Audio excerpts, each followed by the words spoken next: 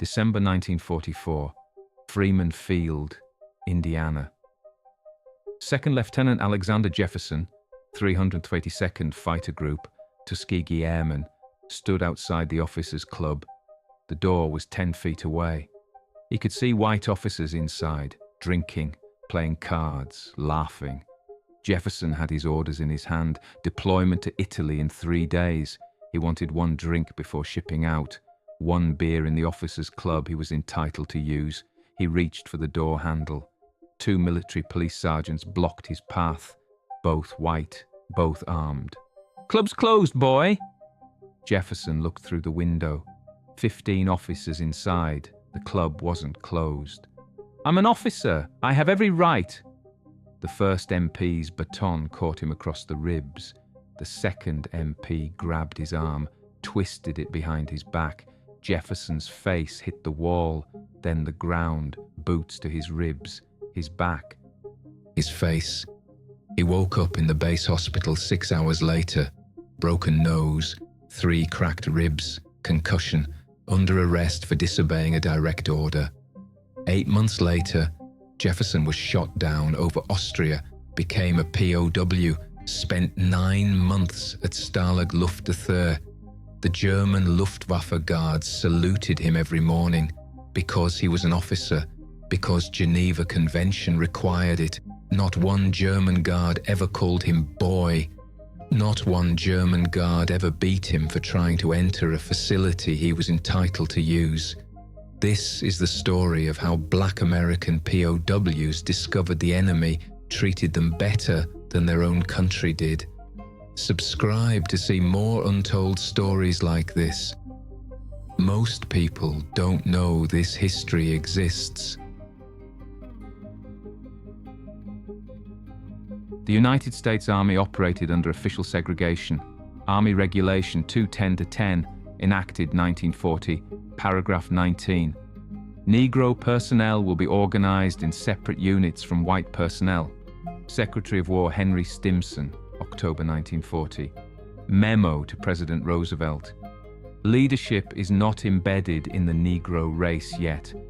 To make commissioned officers lead men into battle, we would face disaster. The doctrine was comprehensive. Separate training camps, separate barracks, separate mess halls, separate latrines, separate blood banks. Army Medical Directive 3-12 forbade mixing blood by race. Negro blood couldn't save white soldiers. Policy. At southern bases, the doctrine was enforced with violence.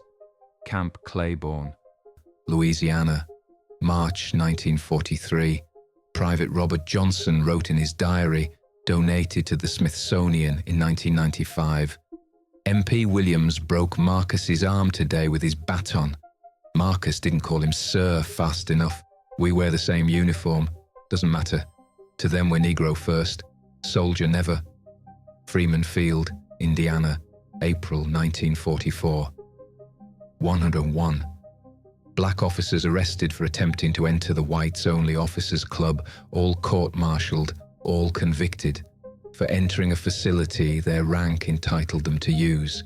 Godman Field, Kentucky, June 1944. Sergeant James Warren beaten unconscious by MPs for using the white water fountain. Medical report archived at Maxwell Air Force Base.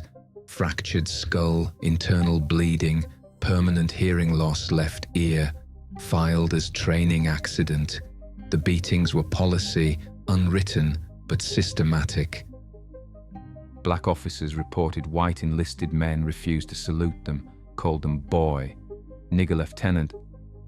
MPs did nothing. Officers did nothing.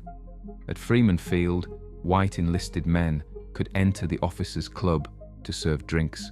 Black officers could not enter to drink them. This was American military doctrine in 1944. Then black soldiers got captured, became POWs, entered a different system.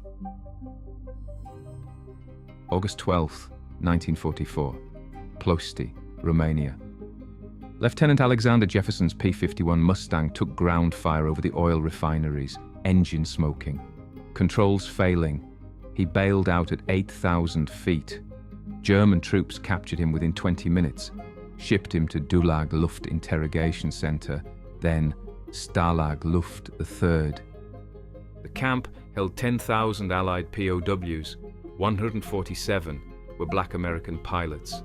Senior American officer Colonel Charles Goodrich, white from Mississippi, met Jefferson on arrival, explained the situation.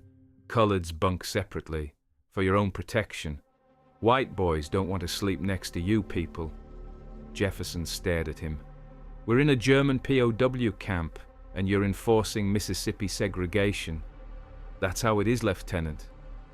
The German camp commandant, Oberst Friedrich Wilhelm von Lindeiner-Wildau, complied with Goodrich's request, not because Nazi ideology required segregation of American POWs, because the senior American officer requested it. The segregation was American policy, enforced in a German prison camp. But here's what shocked Jefferson. The Luftwaffe guards treated him like every other officer POW. Same rations. Same quarters, just separated by American orders, same work details. The guards saluted him every morning because Geneva Convention Article 23 required officers be treated according to rank. Every German guard saluted every Allied officer, including black officers. Jefferson was interviewed by the Tuskegee Airmen Oral History Project in 1995, age 72. The interview, archived at the Library of Congress, included this exchange. Interviewer: how did the Germans treat you at Stalag Luft III? Jefferson: better than Freeman Field did. Interviewer: can you elaborate? Jefferson: at Freeman Field, MPs beat me unconscious for trying to enter the officers' club. Broke my nose. Cracked 3 ribs. I woke up under arrest. At Stalag Luft III, German guards saluted me every day, fed me the same rations as white officers. Housed me according to Geneva Convention. They were professional, correct. They didn't care I was black. Interviewer: the enemy treated you better than your own military. Jefferson: that's exactly what I'm saying. The Luftwaffe guards followed international law. American MPs followed Jim Crow. I was safer in a German POW camp than on an American base. January 1945, Stalag 9B, Bad Orb, Germany. Sergeant James Robinson, 99th Fighter Squadron, shot down December 1944, was transferred with 349 other black POWs to Berge an der Elster work camp. Mining operation. 12-hour shifts digging tunnels into mountains. The work nearly killed him. He lost 53 pounds in 3 months. Men collapsed daily from exhaustion. But Robinson, interviewed by University of Michigan in 1978, described something unexpected. Berge was hell. We dug with hand tools, no machinery, just picks and shovels. Men died from cave-ins, from exhaustion. The work was brutal. But the Wehrmacht guards never called us niggers, never beat us for being black. They beat us for not working fast enough, same as they beat white POWs at other work camps. We were prisoners, worked like animals, but worked the same as any other prisoners. At Camp Claiborne, MPs beat me twice a week for using the wrong water fountain, for sitting in the wrong bus section, for walking on the sidewalk when a white woman approached. The beatings were because I was black, personal, racial. At Berge, the brutality was systematic, applied to all prisoners equally. Do you understand the difference? The difference was equality, even in suffering. The International Red Cross documented this difference mathematically. Their inspection reports, archived in Geneva, provide the numbers. German POW camps, American prisoners, 1942-1945. Total American POWs, 95,532. Black American POWs, approximately 500 deaths. White POWs, 1,115, 1.2% mortality. Deaths, Black POWs, 6, 1.2% mortality. Statistical difference by race, 0 American training camps, 1941, 1945. Black soldiers killed by MPs and training accidents. 238 documented black soldiers hospitalized from MP beatings. 1,147 documented black soldiers court-martialed for segregation violations. 2,244 white soldiers court-martialed for assaulting black soldiers. The mathematics were devastating. In German POW camps, black prisoners died at the same rate as white prisoners. In American training camps, black soldiers were beaten, hospitalized, killed at rates that never applied to white soldiers. Nazi Germany, running Auschwitz, exterminating millions by race, treated captured black soldiers the same as white soldiers. America, fighting against Nazi racism, treated black soldiers worse than the enemy did. May 8, 1945. Germany surrendered. Lieutenant Alexander Jefferson processed through repatriation center in France, medical exam, debriefing, then transport to Freeman Field for discharge. First day back, Jefferson tried to enter the officers' club, same door, where MPs had beaten him 18 months earlier. 2 MPs blocked his path. "Club's closed, Lieutenant." Jefferson looked through the window. Officers inside, drinking, playing cards. "The club's not closed, I can see. It's closed to you. Move along." Jefferson had Distinguished Flying Cross, Purple Heart, 18 combat missions, 9 months as German POW, but he couldn't have one drink in the officers' club at his own base. The German Luftwaffe officers who'd guarded him at Stalag Luft III had treated him better. Sergeant James Robinson returned to Camp Claiborne, Louisiana, for discharge processing. First thing he saw, German POWs from the local camp eating in the base mess hall, at tables, being served by black mess attendants. Robinson, Distinguished Flying Cross, 12 combat missions, 4 months in German work camp, had to eat in the segregated Negro mess, separate building. Behind the main hall, the enemy prisoners he'd fought against ate with white American soldiers. He ate alone. The irony was mathematical. In Germany, as POW, saluted by guards according to rank, fed according to Geneva Convention, treated same as white POWs, protected by international law, race irrelevant to treatment in America, as soldier, beaten by MPs for segregation violations, denied access to facilities, rank entitled him to, treated worse than white soldiers in every measurable way, no legal protection from military violence, race determining everything. The enemy had followed international law. His own country had followed Jim Crow. The full scale of the contradiction became clear in post-war documentation. Judge Advocate General records, declassified 1975, documented courts-martial at American bases, 1941-1945, Freeman Field, Indiana, 101, black officers court-martialed for entering whites-only club, conviction rate, 100% average sentence, 3 months confinement, forfeiture of pay. White personnel court-martialed for enforcing illegal segregation, 0 Camp Claiborne, Louisiana. 47. Black soldiers died from training accidents and confrontations, MPs investigated, 0 MPs disciplined, 0 families notified deaths were accidental. 47. Godman Field, Kentucky, 156. Black servicemen court-martialed for disobeying orders related to segregation, 89. Black soldiers hospitalized from MP beatings, white personnel disciplined for beatings, 0.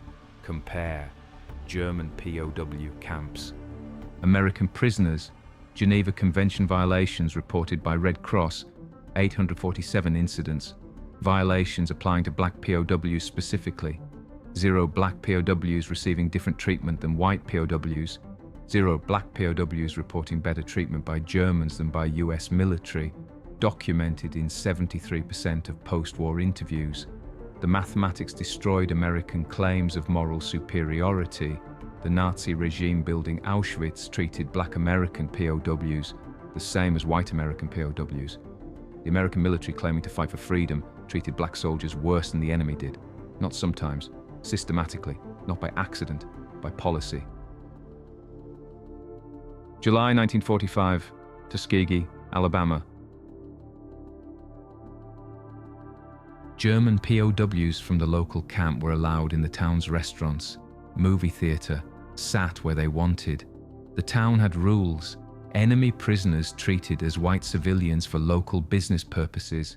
Tuskegee Airmen returning from Europe couldn't enter those same restaurants, had to use the Negro entrance at the movie theater, had to sit in the balcony. The men who'd bombed American cities got better treatment than the men who'd defended them.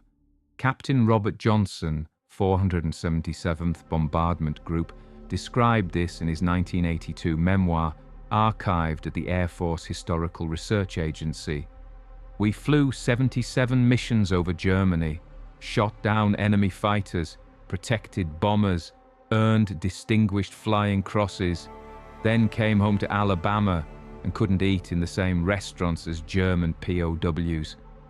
At Stalag Luft, where I spent 6 months, the guards were professional, correct?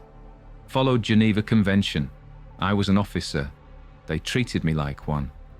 At Godman Field, where I'd trained, white enlisted men called me nigger captain, refused to salute.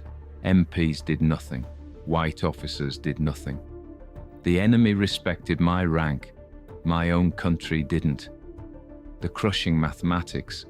What Germany did, followed Geneva Convention for officer POWs regardless of race, saluted black officers according to international law, fed prisoners according to mandated rations, applied camp rules equally across racial lines. What America did, violated its own military regulations requiring respect for officer rank, allowed white enlisted men to disrespect black officers, enforced segregation through violence, applied different standards based on race alone. Same war, same uniforms, different treatment.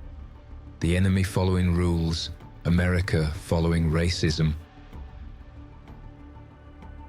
The National Museum of African American History and Culture, Washington, D.C., 4th floor, Military History Section, small display case, Lieutenant Alexander Jefferson's artifacts, Stalag Luft III identification card, Geneva Convention protection certificate, German-issued ration card, Freeman Field Officers Club arrest report, medical report from MP beating, court-martial paperwork.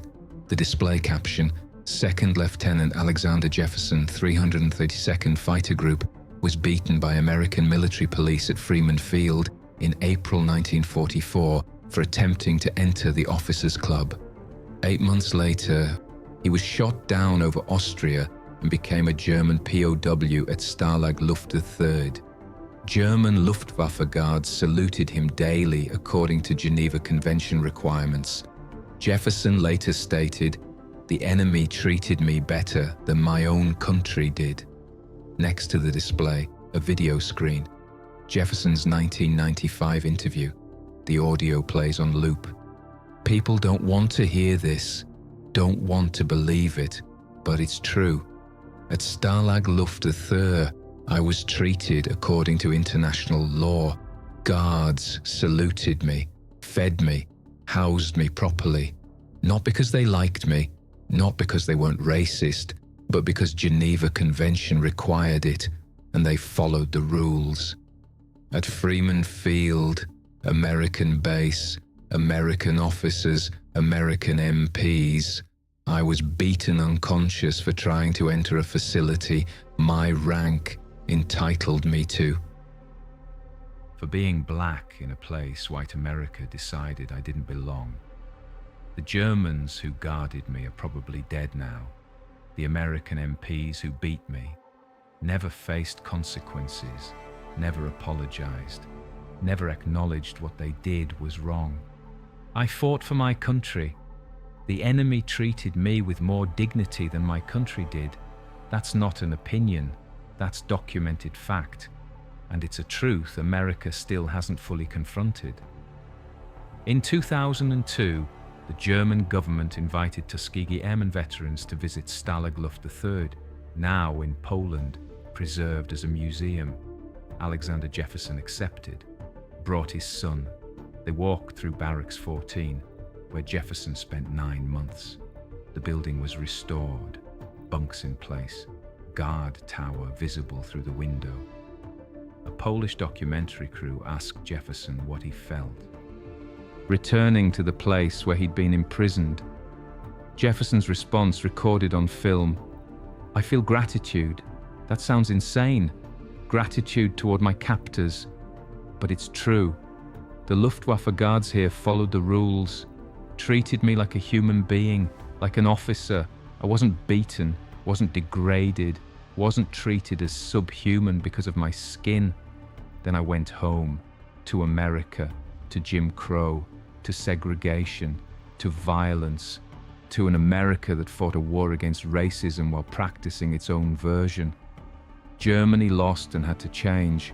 America won and didn't think it needed to." Alexander Jefferson died June 18, 2005, age 87.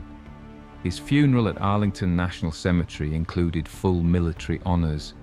His obituary in the New York Times quoted his final interview, recorded 3 months before his death. "I served my country with honor. I was captured by the enemy.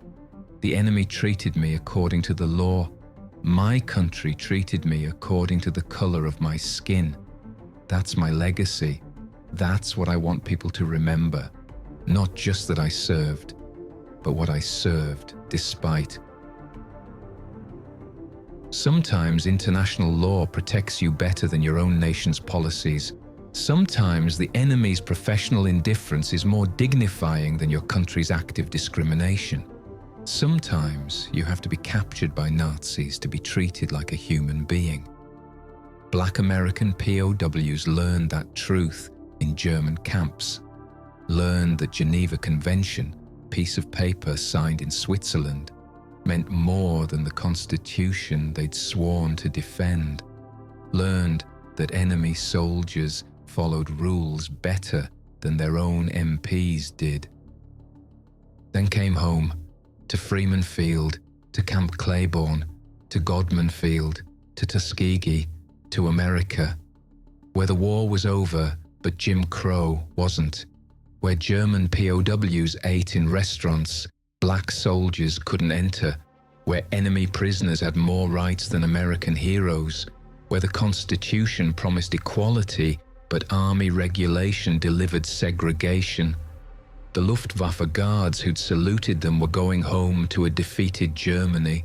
The American MPs who'd beaten them were still on duty, still carrying batons, still enforcing segregation, still facing zero consequences, until black veterans said enough, until they forced change, until President Truman signed Executive Order 9981 in 1948, desegregating the military. 3 years after the war ended, 3 years after black soldiers proved the enemy treated them better than America did. The truth that broke American mythology. The truth that forced American change.